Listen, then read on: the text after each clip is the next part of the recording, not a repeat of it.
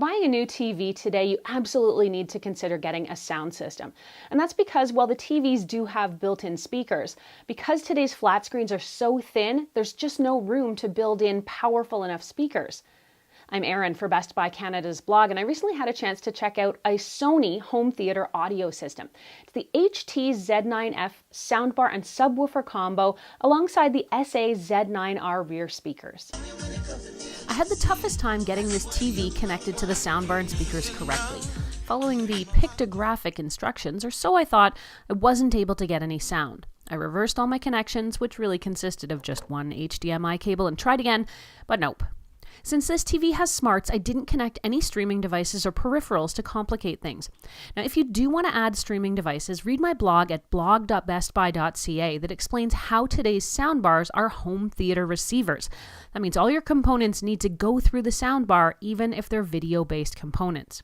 Here's what to do. Hopefully your TV has an HDMI port in the back labeled ARC.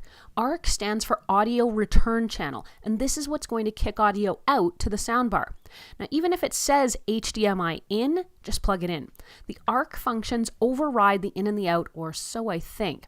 Connect the HDMI cable on the soundbar to HDMI out, which again seems counterintuitive when you want to get sound into the soundbar, but finally it worked. Next, you'll want to make sure the subwoofer and those rear speakers are connected. I did this manually. To do it, you'll push the home button on the soundbar remote. Select Setup, then Advanced Settings, then select Speaker Settings, then Wireless Speaker Settings, then Start Manual Linking. Then press the physical link button on all the speakers you're trying to connect. They're all connected when the lights turn solid green, and you'll get a message on screen which confirms this. The most significant feature of this soundbar is that it's got Dolby Atmos technology. What is Dolby Atmos? Well, if you want to watch more detail, I've got a full video here on the channel that you can check out that gives it a bit of explanation and a demo in one of the Dolby Atmos home theater rooms in a Best Buy store. But the nutshell version is that it essentially creates 3D sound. You've got the soundbar and the subwoofer, rear speakers, and in some setups you actually have speakers overhead. Where that's not possible, you can get soundbars that will actually bounce that sound off the ceiling and down to where you're sitting, so it's essentially creating a 3D bubble of sound. In essence, the overhead effect is being handled digitally using something Sony calls the vertical sound engine, which creates an umbrella of sound and can digitally move sound through the space created by all your components.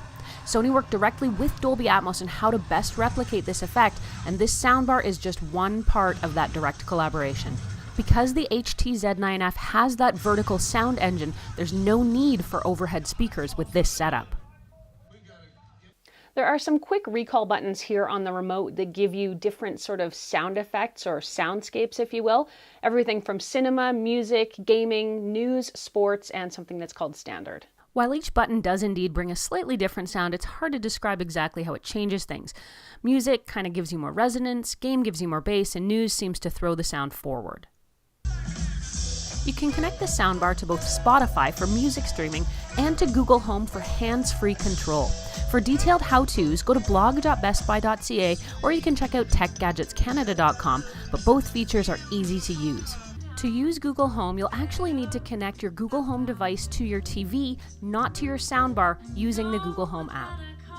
Okay, Google, play jazz on XBR 55X900F. Once you get your Google Home linked to your TV using the Google Home app, using it is really easy. And one pro tip, you'll want to rename your TV inside Google Home to something short and sweet like Media Room, since saying, okay, Google, play music on XBR 55X900F is a mouthful. The overall sound quality of this setup is amazing. The technology really does create a bubble of sound all around you. I watched Deepwater Horizon to check out the Atmos soundscape. And a quick word here about finding Dolby Atmos content. Netflix doesn't support Dolby Atmos yet. It's supposed to be coming later in 2018, but while you can enjoy 4K video, you won't get Atmos.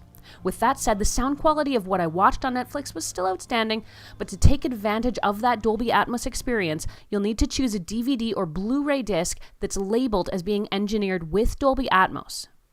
If you've only been listening to your TV's internal speakers, you are missing out. Now, it's kind of hard for me to accurately describe what being in this 3D bubble of sound is like, and it's pretty hard for me to show you in this video as well. But It's basically like things are happening all around you and it feels like you're really in the center of the action. It feels like events and things and sounds are sort of rushing out to meet you where you're sitting, as opposed to you straining to hear what's happening on the TV. Having Dolby Atmos is a great feature, plus with the ability to stream music right to the soundbar thanks to Spotify connectivity, it becomes not just a home theater and movie center, but a true home entertainment portal. Having Google Home is also a nice plus, and being able to ask Google to play music to the soundbar without needing a remote or my phone is a treat. Having a quality audio system with today's flat screen TVs is an absolute must, but you really want to try and strike the good balance between price, quality, and ease of use. And for me, this Sony setup delivers.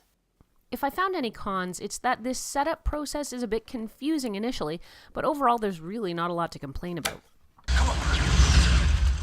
Not needing a receiver with this setup is a huge bonus as far as I'm concerned. Since the device is a home theater receiver, it allows me to streamline my setup while still having the ability to enjoy Dolby Atmos.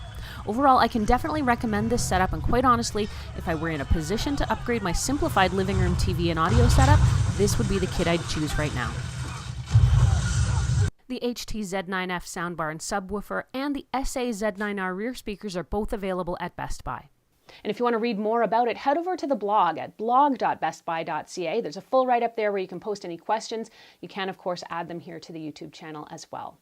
If you liked this video and found it helpful, please hit that like button and consider subscribing, since it does help us keep making more videos that we hope you can watch and enjoy.